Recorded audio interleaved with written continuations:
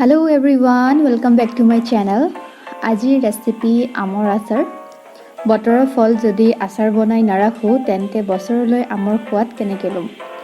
এই ধৰণে আচাৰ বনালে আপোনাৰ বছৰলৈ বেয়া নহব। আহক এতিয়া ৰেচিপি লৈ যাওঁ। প্ৰথমে আমখিনি ধুই পানীখিনি শুকাব দিব। মই এয়া অলমোষ্ট 5 কেজি মান কেঁচা আম লৈছো। পাছত নিজৰ জোখত পিচ কৰি ল'ব।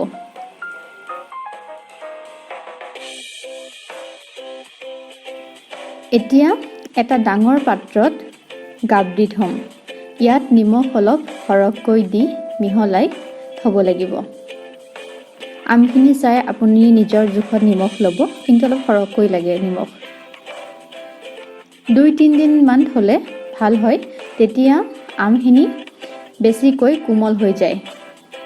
গাপ দি থওঁতে মাজে মাজে পাত্ৰটো জোকাৰি থাকিব, যাতে ওপৰৰ আমখিনি তললৈ আহে, তলৰখিনি ওপৰলৈ আহে, তেতিয়া গোটেইখিনি ভালদৰে কোমল হ'ব।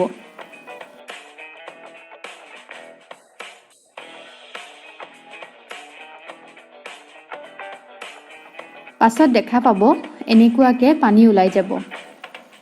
আমৰ পৰা নিমখৰ পানীখিনি ছেপাৰেট হৈ যাব। এতিয়া এটা ফুটা থকা পাত্ৰত আমখিনি ঢালি দি নিমখ পানীখিনি নিগৰিব দিব লাগিব। পানীখিনি থাকিলে আমখিনি খুব চোকা হ'ব, সেইবাবে নিমখ পানীটো পেলাই দিব লাগিব। আৰু লগতে বেয়াও হ'ব যদিহে আমৰ এই পানীখিনি থাকিব দিয়ে। এইবোৰ নিগৰা পাছত ইচ্ছা কৰিলে আমখিনি ৰ'দত শুকাব পাৰে, আৰু যদি ৰ'দ নাথাকে নুশুকুৱালেও কোনো আপত্তি নাই, একো বেয়া নহয়। আমি বনাওঁতে বৰষুণ দি আছিল, সেইবাবে নুশুকুৱালোঁ। এতিয়া আহোঁ মছলা প্ৰচেছলৈ। এয়া চফ, মেথি গুটি পৰিমাণটো কমকৈ ল'ব, বাকীখিনি মছলাৰ জোখতকৈ। জিৰা গুটি, ক'লা জিৰা, ধনিয়া গুটি আৰু কেইটামান জালুক। এতিয়া কেৰাহী এখন গৰম কৰি মছলাকেইটা অকণমান গৰম কৰি ল'ম।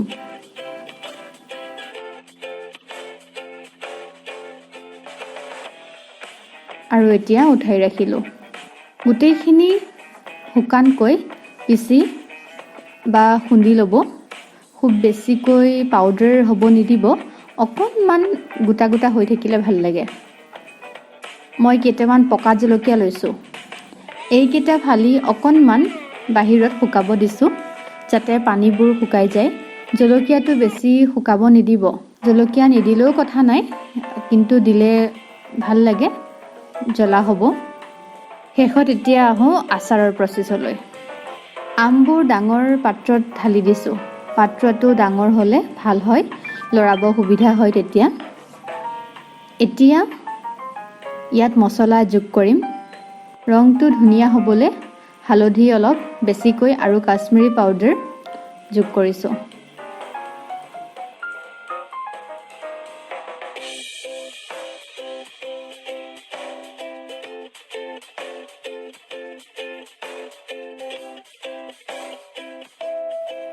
গোটেইখিনি ইয়াত যোগ কৰিলোঁ, আৰু এতিয়া মিঠাতেল দিছোঁ। আচাৰত তেল অলপ বেছিকৈ ভাল লাগে। আপোনাৰ আচাৰখিনি অনুমান কৰি মছলা আৰু তেল দিব। মোক চাগে ইয়াত 1 লিটাৰ গোটেই বটলটো প্ৰয়োজন হ'ব। এতিয়া আমবোৰ মছলাৰ সৈতে ভালকৈ মিহলাই দিব লাগিব। একদম ভালকৈ মিহলাব দেই, তেতিয়াহে চবফালে মছলা লাগিব।